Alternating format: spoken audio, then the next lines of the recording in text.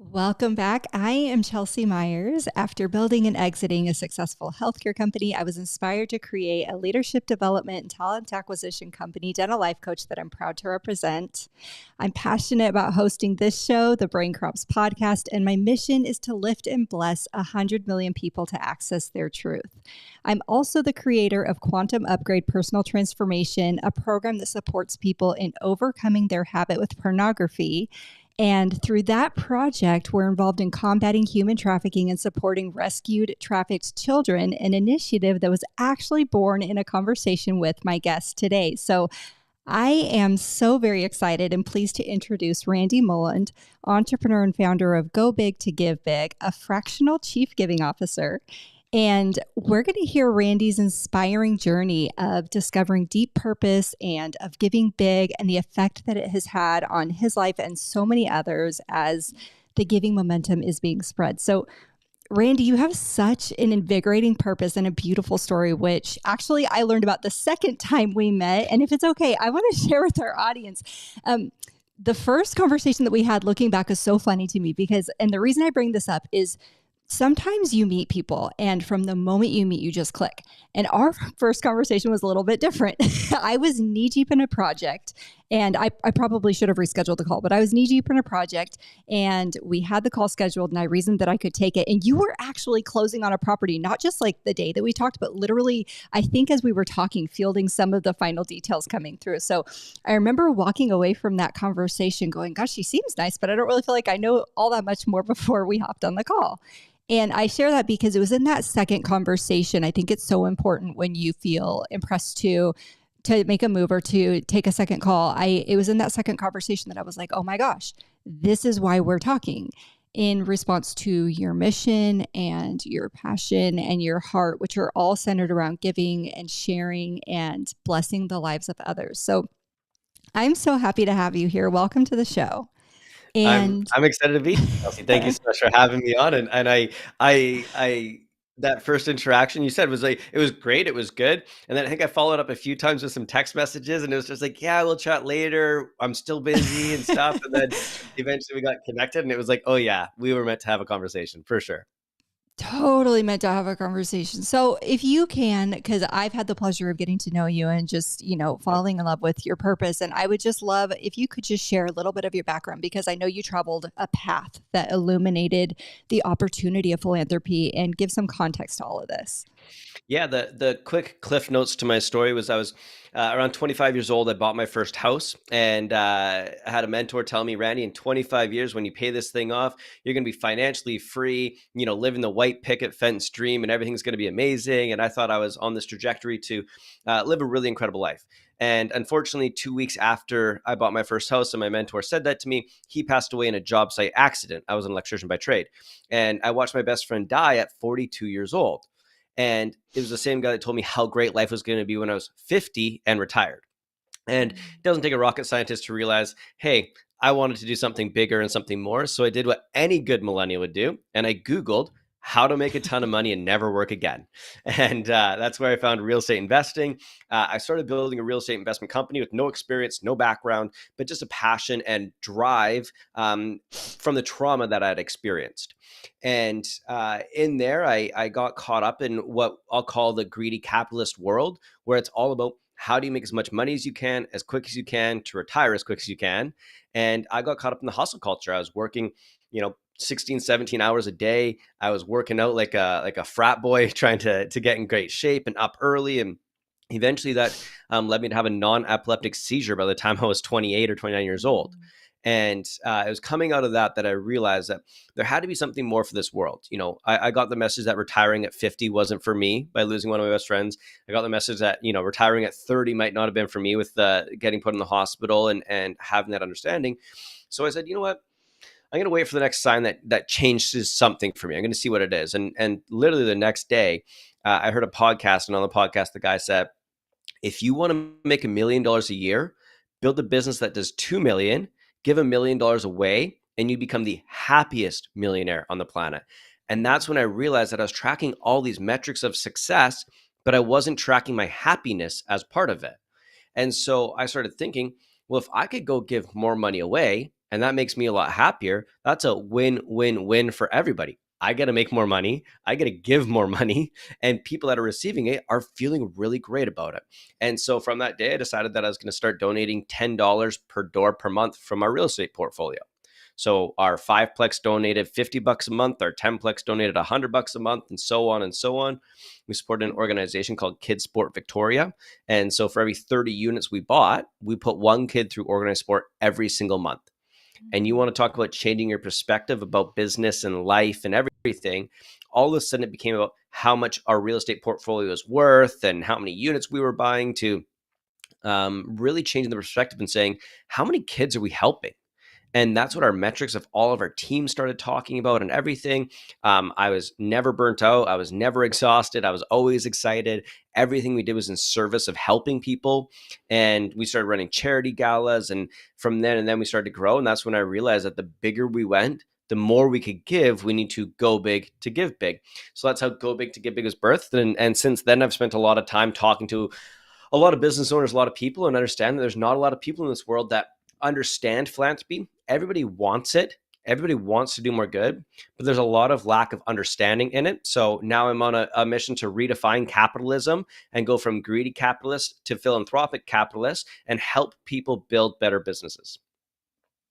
And what you're saying is just so good because when you're talking about having excess funds, you're talking about people who now more than ever understand the truth that those external things that we go after, and we do this like since we're little, right? And a part of it's our training, and a part of it's just the messaging we pick up in society. But those external things that we're going after, they aren't going to answer our internal questions, right? But you said something so powerful. You said how it made you feel like as you started giving and you started seeing the impact of what you were able to do. Can you talk to us a little bit about that? Because we are actually like our bodies are these living libraries of experiences and emotions. And when you talk about redefining capitalism, a big part of what I'm hearing you say is the infectious nature of these incredibly good feelings that exist, and they are just irreplaceable almost by anything else. So, can you talk to me just a little bit more about that? Yeah, I'll clarify a few things and then I'll clean up a bit as well. As what I give personally, I don't talk a lot about publicly. So me personally, as Randy Molland, I make personal decisions. That's what I do. But what I do business wise, I do publicly. And what that does is that inspires a lot of people to start understanding. And when I started talking, so that's like the first thing is like when I started talking about it in my business, I would see the impact it would have on our investors that were investing in our properties. And all of a sudden for them, they were a part of our mission and a part of our cause, and it warmed my heart. Instead of just going and asking someone for $100,000 to invest into one of our properties, I would say, hey, do you want to invest $100,000 into helping more kids get access to sports? And we do that through real estate. My physiology was different. My energy was different. The conversations were different. The person on the other side was like, yeah, how do you say no? And it's like, hey, do you want to help more kids or do you not? And that really is where it triggered a lot of my brain to rethink about what it was. It wasn't just like, oh, I'm doing what I'm supposed to do and tithe and give. It was like, I'm actually changing my physiology around the business that I'm building because I'm helping kids and the investors and everyone around. So when we started talking about it more and more in our business, we attracted a lot more people that were into this kind of work, and they tended to be really incredible humans. Well, now as I continued to scale and grow, when I started writing checks for kids, it brought my impact to another level. I was like, this is really cool. Like meeting some of the kids that we were supporting and helping was great. Then the next thing was actually getting involved in it, where we were actually going out and bringing kids in to come speak for us for some of our engagements and getting everyone involved. And all of a sudden, it was like almost like I call it like family. It was like I was like infatuated with just like meeting these kids and helping them. And the change for me came one day when it said, I was having a hard day as an entrepreneur, and it said, do I just want to give up on all this and go back to working Monday to Friday, 9 to 5?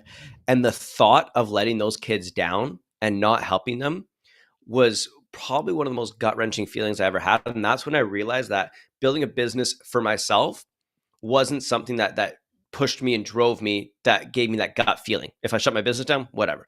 When I attached philanthropy to it and I was going to shut it down, it made me sick to my stomach to think that there was kids out there that weren't going to get served because I wasn't living to my fullest potential. So those things all changed how I thought about business and philanthropy, and the feelings inside of me, and my heart is throbbing right now thinking about it, because it's like, wow, how blessed am I that I get to do something very cool in building businesses, but I get to use it to do something more that means something to me and grows my heart and makes me happy. And you keep mentioning kids, and it's a passion that we both share. Going back to my introduction, you have such a big role in even helping us to identify an initiative with our anti trafficking. Can you talk to me about? I know you have a really beautiful story in regard to trafficked children. Would you mind sharing that here for some of our listeners? Yeah, absolutely. And one of my first experiences that I got to do as like outside of my hometown impact experience, I met a guy who runs a orphanage down in Rosarito, Mexico, so just down past Tijuana, and Mhm. his family takes in children that have been survivors of child sex trafficking. And he invited me down to spend some time with them one time, and I was like, absolutely. And so I meet him in San Diego, and we're driving down, and I said, how can I support these kids the most? Like, what can I do for them to do the best? And he says, Randy, as a white male, you can just show up and love them, support them, Mm. and not abuse them.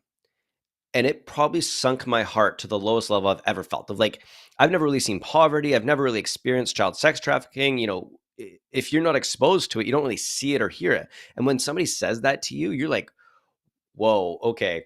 I'm going to somewhere where I've never experienced something before, where I'm just being asked to love kids and not abuse them. Mhm. Like, that is wild. And so I walked in the door and played a lot of soccer with them, got to know them and hang out with them. And you're looking at these girls that are 7 years old, 10 years old, 15 years old. And you're like, wow, you have gone through some of the hardest things in life. Like, your parents had sold you, somebody had bought you, you've gone through some of the hardest things.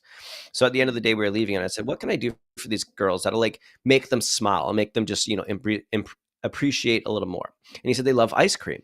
So we spent like $50 and we bought all these girls ice cream. And you would have think it was Christmas morning for them. Watching them eat the ice cream, laugh, joyful. And I'm like, you've been through some of the hardest things on the planet. And it was a simple ice cream cone that can kind of like solve some of the pain in the moment. But what I realized is that it was $50 bought them so much happiness. But what it did to me was something I'll never be able to put a price on. I'll never forget that moment. That was 8 years ago, and I cry still thinking about it all the time. It's like one of the most prolific moments of my life was $50 and a few hours of my time. And so what people forget to realize is that it's not about how much you give, it's that you give. And you start getting experiences like this. And when you serve in child sex trafficking, it's a whole different space.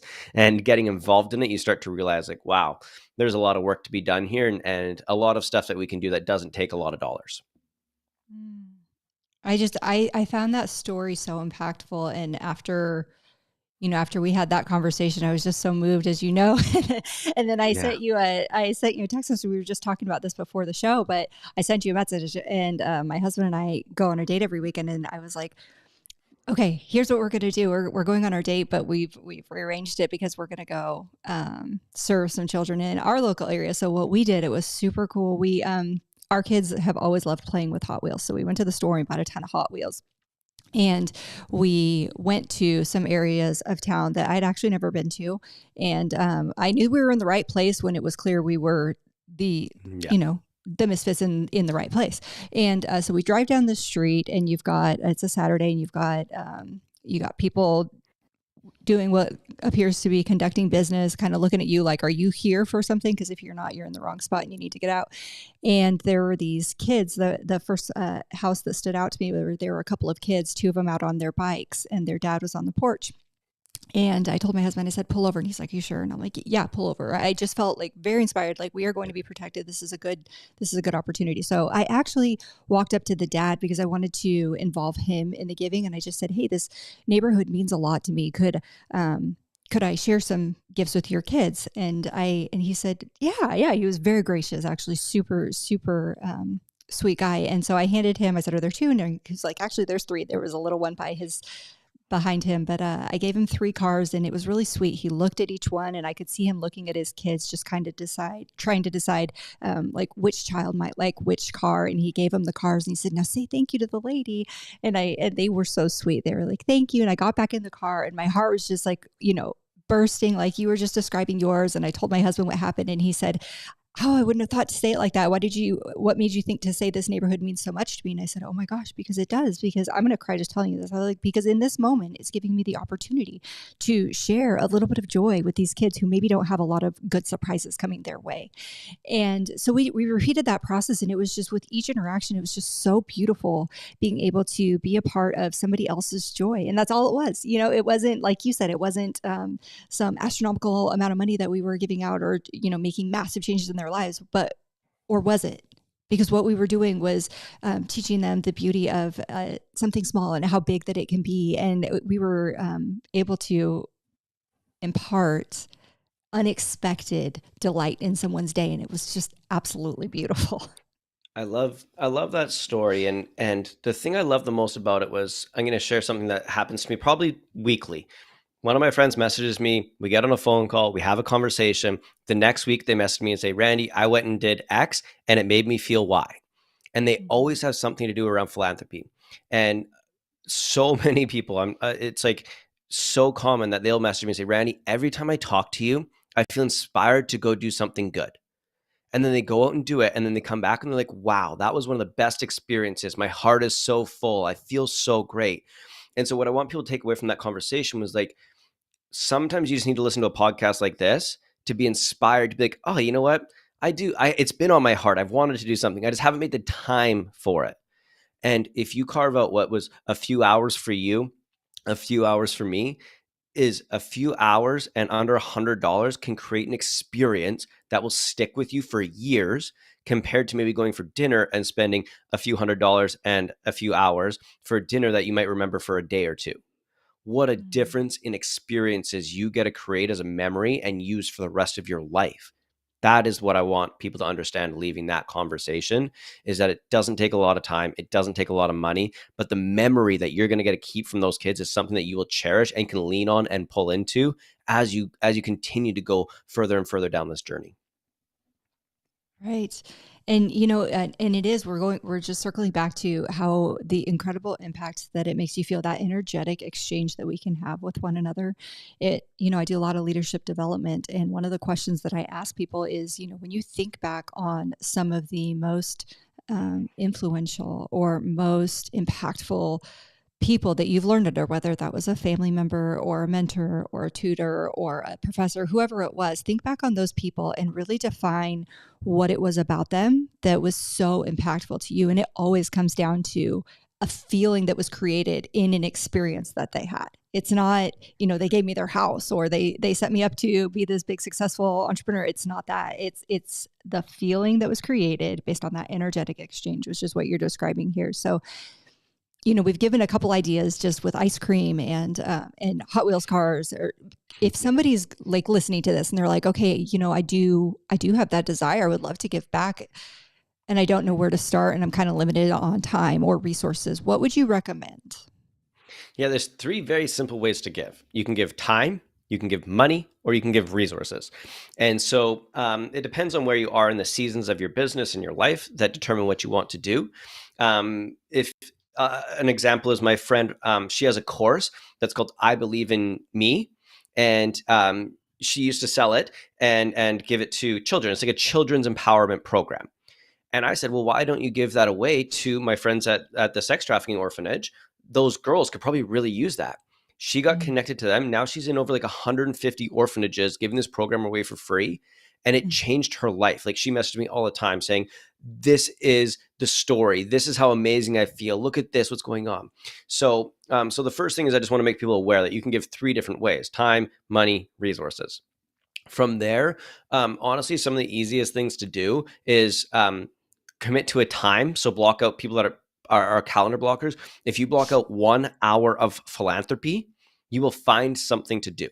And I don't care if that's just researching a charity that you want to donate to. And to find a charity, people make it the hardest thing on the planet. I'll tell you, I think it was like 87% of charities make less than $2 million a year in donations. If they're doing less than $2 million, typically their CEOs are not scamming you for money. It's typically, larger Red Cross and UNICEF and things like that, where their CEOs are getting paid tons of money. So don't worry so much if they're in the lower income brackets. So just Google what charities, what inspires you, in what location. So I want to help children in Victoria get into sports.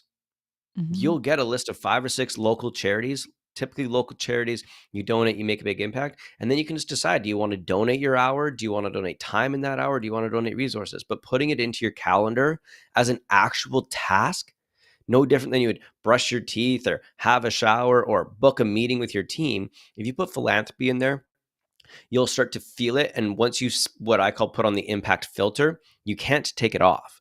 Once you start certain, once you've seen those kids that you gave those Hot Wheels to, you can't Mhm. go back and be like, you know what? It didn't really inspire me. I don't really feel good about it. It's like, now you're like, oh my God, how do I do more? And as long as we Mhm. continue to build on that. So Chelsea, next week, I'm going to encourage you, block out an hour of your time and do something, whatever it means. And you'll start to find new ways to give. I give in millions of different ways of donating money, time, resources, going out and buying coffees for strangers, or doing different things. So that's my encouragement is simplify it, put it in the calendar, and do not overcomplicate it. Because that's probably the biggest problem I see is they go from, hey, I just gave a car away to, or like a Hot Wheels car to, oh my God, I need to build this into my whole business. And how do I donate $100,000 and how do I change the world? You can't just Mhm. jump like that. It's like going from a $100,000 a year business to $1 million a year business. It doesn't just happen overnight. You have to work your way up to it and scale it and grow it. So working slow, doing diligence, keeping it simple and easy, and then executing from there. And I just want to interject one other thing, or piggyback rather. I believe in magic. And so, anybody listening to that, if you didn't already know that about me, now you do. And one of the things that I know to be true, and I've seen this in my life and I've seen this in so many other people's lives, is that when we make space for this and we give back, preferably on a consistent basis, if you are bottom line focused, it is incredible the magic that that injects into all of the other things you're going after energetically, physically, spiritually, monetarily. All of the things that we want seem to somehow be amplified in this act of giving service to others. It's just incredible. Tony Robbins says it the best, and he says, um, if you give when you have nothing, scarcity will leave your life forever. And so if you say, I don't have time, I don't have money, I don't have something, that's a scarcity mindset. But if you say, wow, I'm so blessed to have a few dollars to donate right now, or tens of thousands or hundreds of thousands, what you do is you put it into the world that you're like, I'm so blessed to give this away because I know it's going to come back tenfold. And when you start bringing that law of reciprocity in, where once I give something, I will receive something in return, and flip it instead of saying, once I make a ton of money, then I will give. That's what I hear from everybody is like, oh, yeah, if I just made more money, or Right. once I make more money, I'll start donating. It's like, well, what if you just started today and you built on it Mm-hmm. as you scaled and growed? And so energetically, it is so out there of once you give, you will get and receive. But Tony Robbins says it the best: when you give when you have nothing, or you give when you're busy, scarcity will leave your life forever. I love that. I love that. Can you share what are some of the most rewarding or even unexpected impacts that you've seen from this initiative? Yeah, one of them, it didn't happen to me, but it happened to a client I was working with. And I have in one of my keynote talks, I talk about very similar to what we talked about here, but I say 90 minutes and $100. I took my wife out for dinner. We spent 90 minutes at dinner. We spent $100, and it's a memory that lasts me for a day. We took that Mhm. same 90 minutes and $100, and we went and bought a bunch of donuts, and we went down to the homeless area and we gave donuts away to people. And that's a memory my wife and I have shared for years now of that experience. And then I said, well, imagine what if you did this with your kids? What if instead of, going out and just buying them dinner or buying them a toy, you took $100 in 90 minutes and you went and did some philanthropy with your kids? What would that do to your kids? And one of my friends took that very to heart. And so he started this initiative where every month he takes 90 minutes and $100 and he works with his kid to start trying to create some philanthropy. And he said it's built their relationship to a whole different level because he gets to learn about what his child wants to support. When he asked, like, what charity do you want to support? They started talking about rhinos or something like that. And he's like, cool, I guess we're going to find a charity that has something with rhinos. And so they started researching and learning. And then I said to him, and this is probably one of the most prolific points of this exercise that I learned, is I said, imagine you're walking down the street now with your kid and your kid pulls on your jacket and says, Mom, your daddy, what if we took our $100 this month and bought a blanket for the homeless guy that's sitting here? Like, Mhm. imagine what that does for society. So that's probably one of the biggest moments was that um, having this guy tell me how impactful that was, that it's changed his relationship with his kid by adding $100 and 90 minutes of philanthropy a month into their lifestyle, has had a huge impact. And another one is I support an organization called Baseball Face Cares, and we provide baseball equipment to underserved communities, so typically like Uganda, Venezuela, different areas. And I got connected to them, and I can't remember what it was, $500, and we bought a bunch of baseballs and we shipped them to Uganda.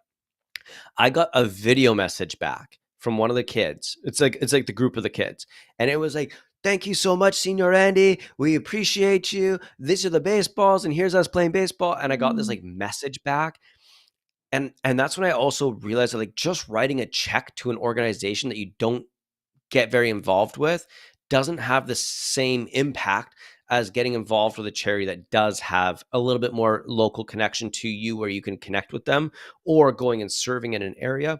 But when I got that video back, I've watched it probably 700 times. I have like a Mhm. album that's like my gratitude album, and I put it in my phone, and I just put some of this stuff in there. I have so many videos and photos of these kids I support with sporting equipment where they're so grateful just to get a new baseball. Like, that's it, like a $2 baseball. And so those are two like very standout moments of impact that have completely just like changed why it's so important to me and how much more meaningful it is than just writing a check to somewhere, of actually getting to experience it, feel it, and touch it. So incredible because each year that passes we have so many more memories. We have all of this information coming at us and competing for space in our thoughts, right? But what lives in our memories are those moments that are just so meaningful. And so as that young man grows older, the next decade and then a couple decades from now, I would wager he's going to remember how he felt when he received that equipment and that excitement. And it's going to be a seed that fuels or at least allows him to go back and reference, hey, this happens in this world. People share with other people and do nice things for other people, and I can do that too. And I just think that's so cool. And actually in his own way he did by sending you back that message. That was his way of sharing. That's what he had to offer you, and he didn't have to do that. I think that's just Yeah. so incredible and just so beautiful. So how do you see the concept of giving evolving in the business world, and what role do you hope to play in shaping that movement? We're seeing consumerism switch now. Tom's Shoes, kind of the forefront of where it was. Buy a pair of shoes, give a pair of shoes away. What we're seeing now is through a lot of consumer reports is that 89% of consumers are more likely to buy from or switch to a consumer that to a product that can talk about the impact that they're making. So consumers want it more. 93% of employees said they're happier with their employer if they know about the philanthropic initiatives that they do. 80% of people said they're more likely to refer a company if they can convey their impact initiatives conveniently. So it's like all of these statistics are showing that consumers want it. So we know that's the way business is going to be trending. The thing is, at what point of the trend do you want to get ahead of the curve on? Right? If real estate's going really hot in one area, and then you're like, I'm just going to wait till it's a little bit more and a little bit more and a little bit more. Next thing you know, you're like, I missed the boat. That's what I think we're going to see here with philanthropic capitalism. Is at some point it's going to become more mainstream that you are going to need to talk about the good that you're doing in your business. So that's like one of the things, is that I think consumerism is really going to define what happens with businesses. And we'll use dental as an example. If there's 5 dentist offices in my area, and one of them says, hey, every time you come into our dentist office, we help provide braces for kids in our local areas that can't afford it.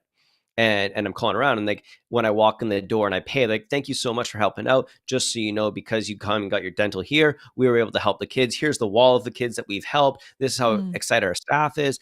Like, imagine that energy and that space of that dental space compared to the other ones.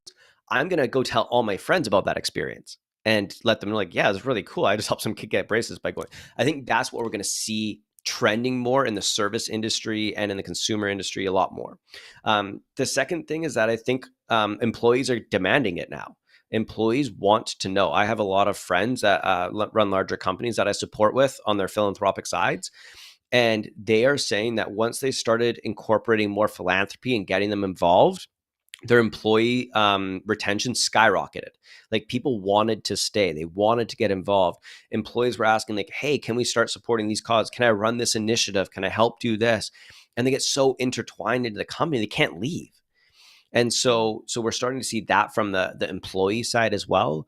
And then from the founder side, what I've experienced the most is it makes you excited to scale your business to a whole new level because of the mission behind it. A lot of people hit this certain threshold where you hit, well, I'll just say 10, 15, 20 million. We're like, cool, money's good. I don't need to pay myself anymore. At this point, I'm just building wealth. But what for? Mm. I'm busy now. I might not be seeing my family as much. And it's like, do I want to scale to 50 or 100 million? Maybe. But if we start adding philanthropy into it, and it's like, hey, every time that you sell another coaching product, you get to help one more kid get out of child sex trafficking. Now you're like, oh, okay. So now instead of selling 50 products a year, I want to sell 100 a year because that means I'm going to help 100 kids. It changes the philosophy of the founder to want to inspire his team to work harder, to want to actually build better systems into his company because they can scale better. So we reframe why we're building businesses and how we want to scale them, to use capitalism as our motivator, but philanthropy as the thing that actually is going to drive us. I can completely relate to that. And that's exactly what happened when you and I had that initial conversation about supporting the rescue trafficked children is, we do that via the Brain Crops Foundation. And we were already, excited to support people to, change their lives. If they have this habit, help them, alleviate that or give them the coaching and support that they need. However, when you sparked that idea, it was like, oh my gosh, of course. Like that's the reason. Like there's this whole nother generation. We're about, I don't know. Well, I've decided I'm going to live until I'm 225. But if we go on averages, some of us are nearing that halfway point. But there's this whole other generation that's going to be living on this earth. This earth, by the way, that has been through a lot and requires healing and blessing of others. And you just illuminated that, and it just made it so much more powerful. And I think that week alone, I reached out to 3 times as many people as I had in the past because I was like, okay, we've got to figure this out because there's so many kids that need to be supported and helped and served through this initiative. So thank you for that. And I completely agree with everything you're saying. Randy, if people want to find out more about you or Go Big to Give Big and how they can expand their reach with their desires to be a part of the change or the impact that they want to make, where can they learn more? Yeah, the best place to find me is on LinkedIn under Randy Molland. It's Molland. That's where I spend a lot of my time. That's where I do a lot of posts. I'm basically only talking about business and philanthropy inside of that. I'm always in my own DMs there. Nobody manages it. It's just me. So that's the best place. Our website is being redone right now, but as of January 1st, it'll be just gobigtogivebig.com. Is where you can go find more information. And the Impact Circle is another thing that I do. So if you just look up impactcircle.network, that's just where we're trying to put more and more philanthropic people together. The philanthropic business owners together. It's a different breed. We think differently. We act differently. We have a little bit of a filter on why we want to make more money and do more good with it. And so I've just really enjoyed curating some really cool events and conversations for people to come together and have those conversations. Which I know you've attended a few and have been connected to some of the other philanthropic entrepreneurs in our world. And it's just so beautiful to bring people like you and others together. It is a really, really great group. I will second that opinion. I attended my first one a couple of weeks ago, and I was like, I don't even know why I didn't know this existed, but I attended and I was like, oh my gosh, these people are just incredible. And I've had a couple conversations since then. And yeah, exactly to your point. It's, whenever we're trying to do really big things, I don't think it's necessarily super important that we know exactly how we're going to do it, but it is very important the energy and the people that we circulate with, because that is where the momentum is built, and that is where the opportunities lie in those conversations and in those connections and in that ability to, like you did for our organization, just reach out and hear, hey, have you thought about doing it this way? Because this actually ties about perfectly on the initiative that you're trying to create there. And so, yeah, I love all of these things. I look forward to everybody, in looking at Go Big to Get Big, reaching out to you on LinkedIn, and then also Impact Circle. Randy, thank you so much for being here today. Is there anything that we didn't cover that you want to make sure that we do today? No, I just the biggest thing that I always love to leave every conversation is the quote that has stuck with me forever is it doesn't matter how much you give, it matters that you give.